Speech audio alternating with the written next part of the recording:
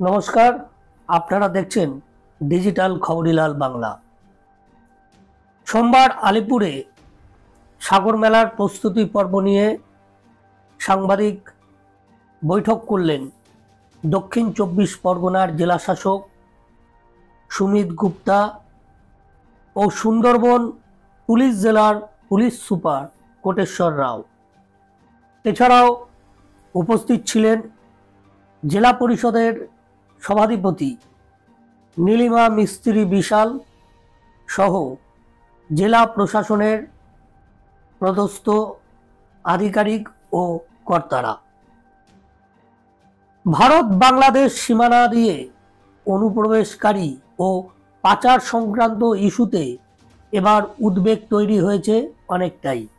গঙ্গাসাগর মেলাতেও তবে কি এবার জঙ্গি অনুপ্রবেশকারী উদ্বেগ ভাবাচ্ছে কিন্তু এই বিষয়টি।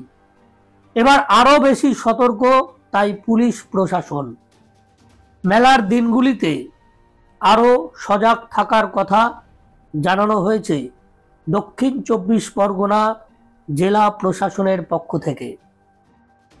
মেলায় নিরাপত্তার জন্য এবছর অতিরিক্ত 13,000 পুলিশ কর্মী মোতায়েন থাকবে বলে জানানো হয়েছে। জেলা শাসক সুমিত গুপ্তা এদিন সাংবাদিক বৈঠকে বলেন, পূর্ণার্থীরা যাতে 1 নম্বর বিচের দিকেই স্নান নিরাপদে করতে পারে সে ব্যবস্থাই করা হয়েছে। এবার সেখানে যাতায়াতের জন্য নতুন রাস্তাও তৈরি করা হয়েছে।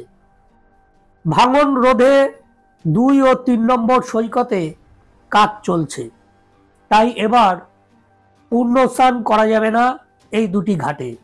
বিকল্প ব্যবস্থা হিসেবে পূর্ণ স্নানের জন্য 1 নম্বর সৈকতের স্নান ঘাটে নিরাপত্তা জোরদার করা হয়েছে প্রশাসনের তরফ থেকে। আগামী 8ই জানুয়ারি শুরু হচ্ছে গঙ্গাসাগর মেলা, শেষ হবে 17ই জানুয়ারি। মকর সংক্রান্তির পূর্ণ স্নান চলবে 14ই জানুয়ারি সকাল 6:58 থেকে পরের দিন সকাল 6:58 পর্যন্ত। জেলা শাসক এদিন সাংবাদিক বৈঠকে জানিয়েছেন, মুড়িগঙ্গা ড্রেজিং এর কাজ শেষ হবে একদিনের মধ্যেই। নদীতে ড্রেজিং এমনভাবে করা হচ্ছে যাতে মেলার দিনগুলি 18 থেকে 20 ঘন্টা ভেসেল চলাচল করতে পারে বিনা বাধায়। তিনি আশা প্রকাশ করেন, এবার মেলায় লট নম্বর 8 ঘাট থেকে কচুবেড়িয়া ঘাট ও চেমাগুড়িতে নদী পক্ষে পূর্ণযাত্রীদের নদী পারাপারের তেমন কোনো সমস্যা হবে না। মুড়িগঙ্গার ওপর টাওয়ারগুলিতে পর্যাপ্ত আলোর ব্যবস্থা করা হয়েছে। কুয়াশা যাতে কোনো সমস্যা না হয় সেই জন্য জেটি ঘাটে বাড়তি আলো লাগানো হয়েছে। এবার সাগর মেলায় 1150টি সিসিটিভি লাগানো হয়েছে বলে আমরা জানতে পেরেছি।